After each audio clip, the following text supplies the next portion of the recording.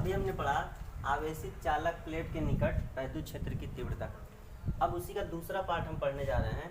समान पृष्ठ घनत्व की स्थित निकट स्थित धन तथा ऋण आवेशित समांतर अचालक प्लेटों के बीच तथा बाहर वैद्युत क्षेत्र की तीव्रता। इसके लिए हम मानते हैं कि दो प्लेटें हैं जिस पर धन तथा ऋण आवेश है। तो पहली प्लेट पे धन आवेश और दूसरी प्लेट पे ऋण आवेश है। इन दोनों प्लेटों के बीच में पहली कंडीशन है बीच में और दूसरी कंडीशन है बाहर। तो पहले हम बीच वाली कंडीशन निकालें तो हम देखते हैं कि बीच में कोई बिंदु P है जिस पर हमें वैद्युत क्षेत्र की तीव्रता ज्ञात करनी है।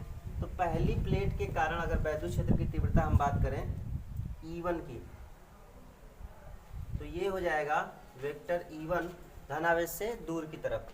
तो ये E1 और माइनस ऋण आवेश के कारण अगर हम इस बिंदु P पे वैद्युत क्षेत्र की तीव्रता की बात करें तो देखिए ऋण आवेश की तरफ होता है वैद्युत क्षेत्र की तीव्रता, तो E2 भी इसी दिशा में हो जाएगा, मतलब दोनों ही पहली प्लेट से दूसरी प्लेट की तरफ। तो यहाँ पे लिखेंगे कि पहली प्लेट के कारण P पर वैद्युत क्षेत्र की तीव्रता, ये वेक्टर E1 की अगर हम बात करें तो ये हो जाएगा सिग्मा अपॉन 2 एप्सिलॉन नॉट, समीकरण नंबर 1, और इसकी दिशा हो जाएगी दूसरी प्लेट की तरफ। ये हो जाएगा सिग्मा अपॉन 2 एप्सिलॉन नॉट और इसकी दिशा हो जाएगी दूसरी प्लेट की तरफ। अब हम दूसरे प्लेट के कारण, दूसरा प्लेट है ऋणावेशित प्लेट, दूसरे प्लेट के कारण P पर वैद्युत क्षेत्र की तीव्रता, अगर इसको हम E2 मानते हैं तो वेक्टर E2 बराबर हो जाएगा सिग्मा अपॉन 2 एप्सिलॉन नॉट। दोनों का पृष्ठ आवेश घनत्व तो सिग्मा समान है, तो हम यहाँ मानते हैं, और ये हो जाएगा समीकरण नंबर 2, और इसकी दिशा हो जाएगी पहली प्लेट से दूसरी प्लेट की तरफ। तो दूसरी प्लेट की तरफ, दोनों की दिशा एक तरफ है, तो इसके बाद परिणामी निकालने के लिए क्या करेंगे, अतः P पर परिणामी वैद्युत क्षेत्र की तीव्रता E बराबर हो जाएगा E1 प्लस E2। ऐसा इसलिए करेंगे क्योंकि दोनों की दिशाएं ही एक तरफ हैं।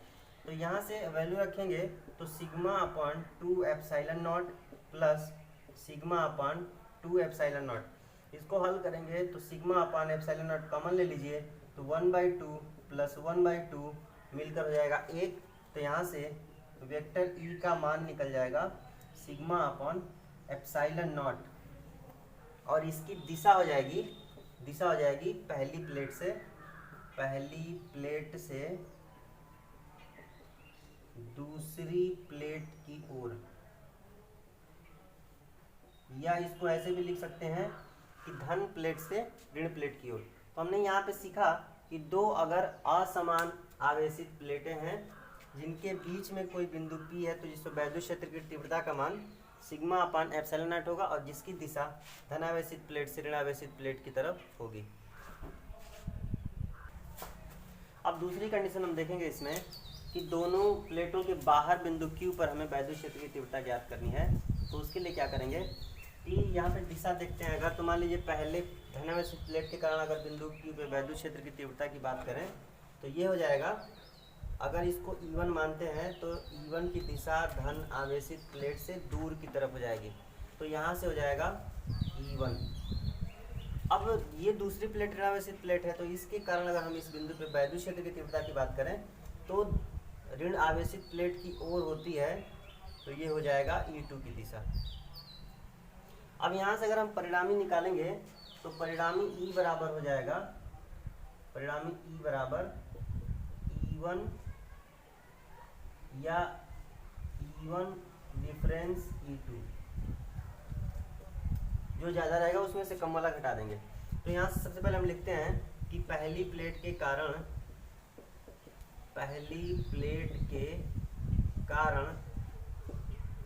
Q पर वैद्युत क्षेत्र की तीव्रता,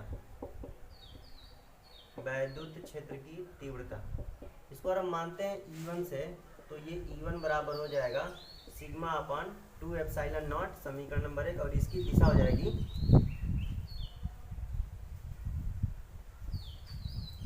दूसरी प्लेट की ओर, दूसरी प्लेट की ओर या बाहर की तरफ। ठीक, इसके बाद दूसरी प्लेट के कारण, दूसरी प्लेट या ऋणावेशित प्लेट के कारण Q पर वैद्युत क्षेत्र की तीव्रता,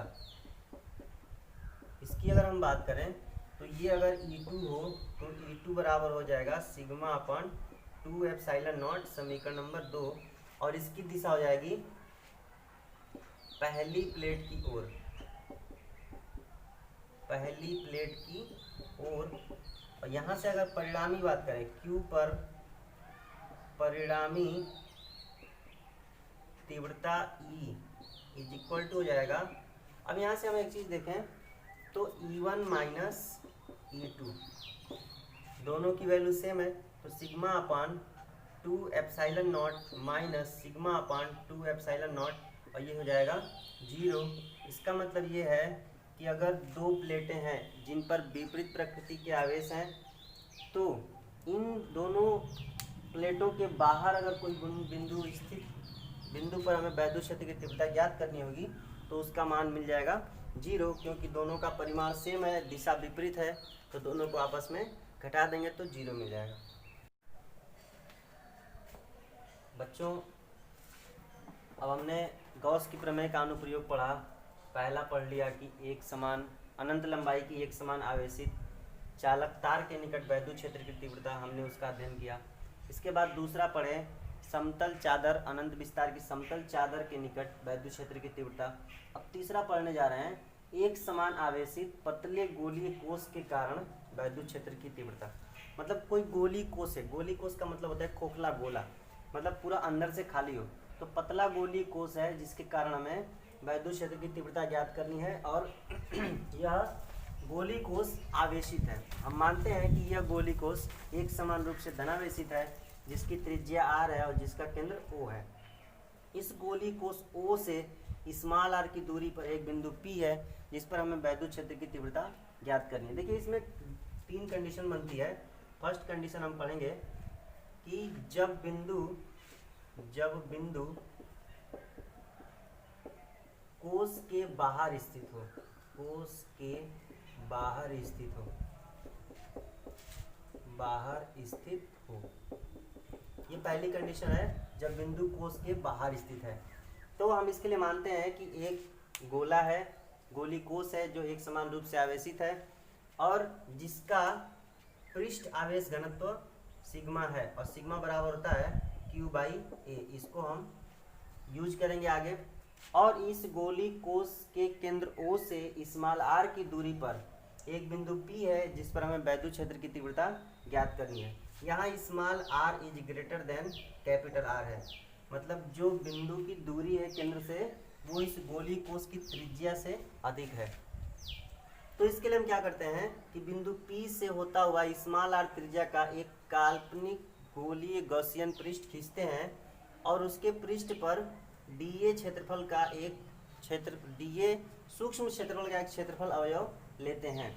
यहाँ पे अगर हम बात करें तो इस धनावेश के कारण इस पे वैद्युत क्षेत्र की तीव्रता हो जाएगी वेक्टर E बाहर की तरफ, और इस पृष्ठ गोली कोष के सतह पर जो dA क्षेत्रफल है वहाँ पे क्षेत्रफल वेक्टर dA की दिशा भी पृष्ठ के अभिलंबवत बाहर की होगी।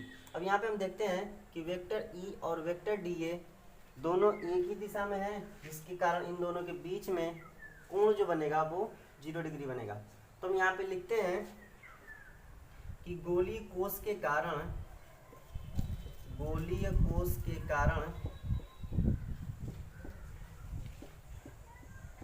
P पर वैद्युत क्षेत्र की तीव्रता, वैद्युत क्षेत्र की तीव्रता वेक्टर E है। तो dA क्षेत्रफल से होकर या डीए क्षेत्रफल से बद्ध वैद्युत फ्लक्स अगर डी फाई ई है तो डी फाई ई बराबर हम जानते हैं कि vector E dot vector D ए, ये हमने पढ़ चुके हैं पहले से कि डी फाई ई बराबर हो जाएगा vector E dot vector D A. अब यहाँ से दोबारा लिख सकते हैं D phi E is equal to E D A cos theta. अब यहाँ पे थीटा कितना है तो देख रहे हैं कि डी ए और ई एक ही दिशा में है तो थीटा बराबर 0 डिग्री हो जाएगा। तो यहाँ से D phi E is equal to लिख लेंगे ई डी ए इंटू 1 और यहाँ आगे लिख लेंगे कॉस 0 डिग्री बराबर 1। तो यहाँ से डी फाई ई का मान मिल गया हमें ई इंटू डी ए। ये तो है इस क्षेत्रफल अवयव डी ए से होकर गुजरने वाला वैद्युत फ्लक्स। अगर हम पूरे पृष्ठ द्वारा ये जो आर त्रिज्या का पूरा गोली पृष्ठ है उससे होकर हम अगर वैद्युत फ्लक्स की गणना करें तो लिखेंगे कि संपूर्ण पृष्ठ से होकर गुजरने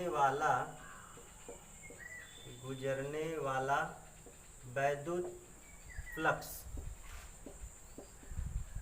पूरे पृष्ठ से होकर गुजरने वाला वैद्युत फ्लक्स अगर फाई ई है तो फाई ई बराबर हो जाएगा बंद समाकलन ऑफ डी फाई ई, ये हम जानते हैं पहले से।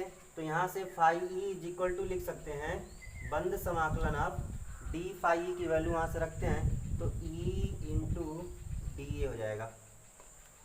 अब यहाँ से देखते हैं ई को बाहर निकाल लीजिए क्योंकि इस पूरे पृष्ठ पर वैद्युत क्षेत्र की तीव्रता का मान समान रहेगा क्योंकि त्रिज्या समान है। अब यहाँ से फाई ई बराबर लिख सकते हैं ई बंद समाकलन of D A.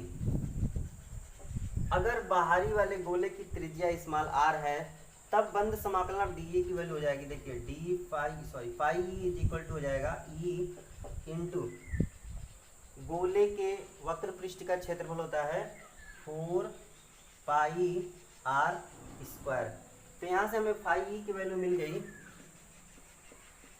Phi E का मान मिल गया E into 4 pi R square, ये हो जाएगा समीकरण नंबर 2। हम जानते हैं गॉस की प्रमेय से, क्योंकि गॉस की प्रमेय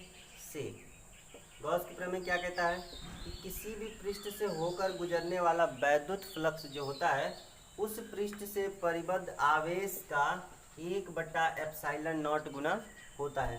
ये समीकरण नंबर 3 हो गया। अगर इस पृष्ठ ये गोली कोश पे संचित आवेश Q हो तब फाई ई बराबर हो जाएगा Q/ε0। और यहाँ से अगर हम समीकरण 2 और 3 की बात करें तो ये दोनों बराबर हैं। तो यहाँ से हम लिख सकते हैं समीकरण 2 बराबर समीकरण 3।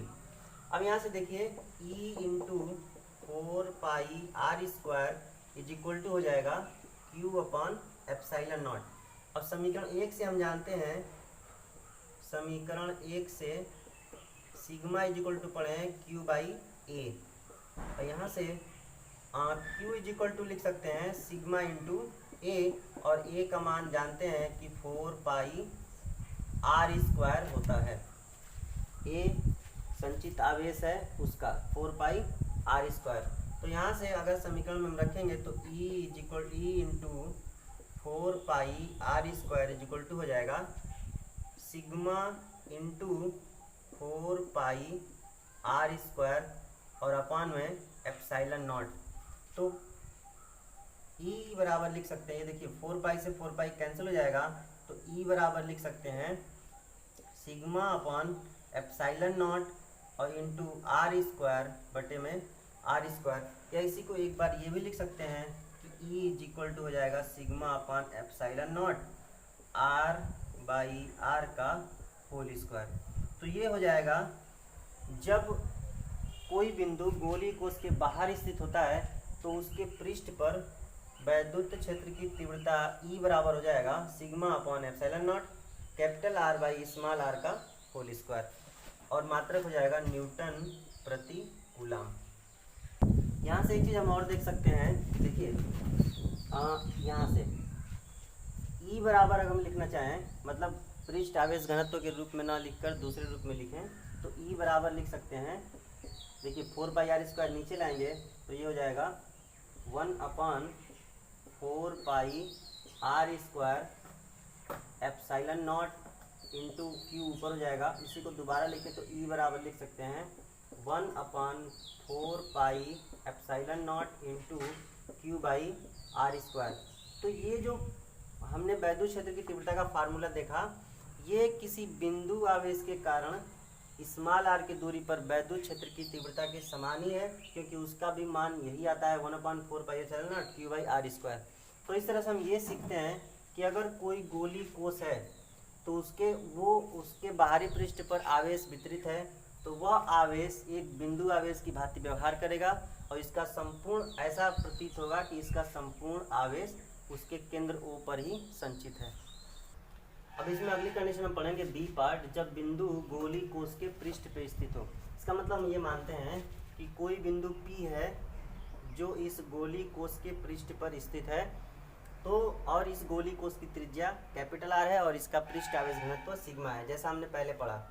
अब यहाँ पे अगर हम बात करते हैं तो P के आसपास एक छोटा सा क्षेत्रफल अवयव dA लेते हैं, जिस पर हमें वैद्युत क्षेत्र की तीव्रता वेक्टर E की दिशा केंद्र से दूर की तरफ, क्योंकि ये धनावेशित है, और dA और वेक्टर D और वेक्टर E दोनों ही एक ही दिशा में होंगे। तो यहाँ से हम लिख सकते हैं, इसका दो तरीका है।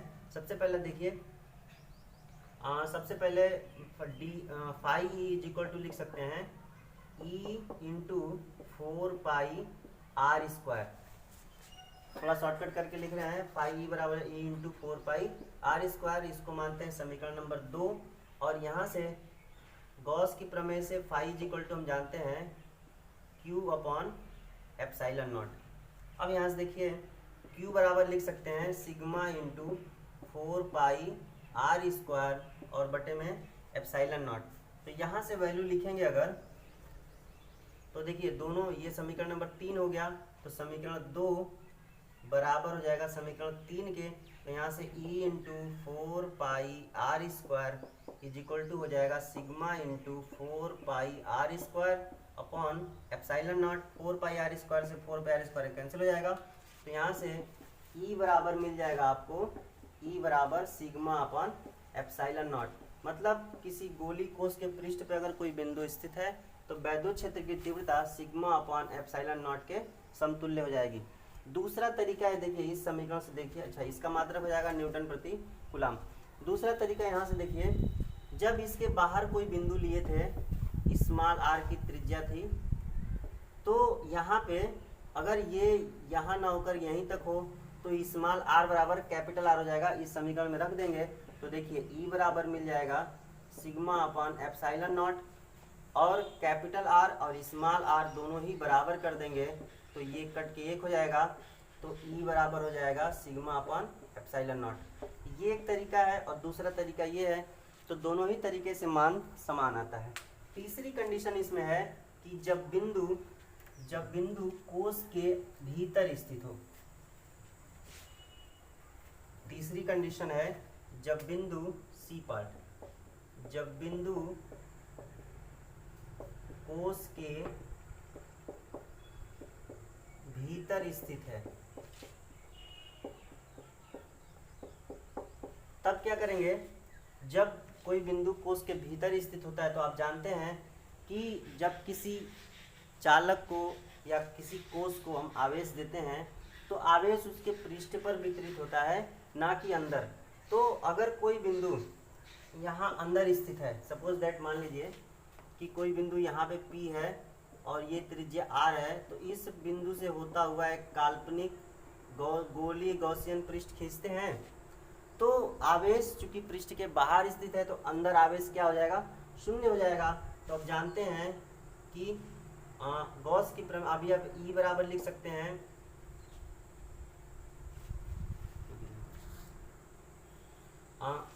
Phi E is equal to लिख सकते हैं E into 4 pi small R square, और गॉस की प्रमेय से फाई बराबर लिख सकते हैं क्यू अपॉन एप्सिलॉन नॉट।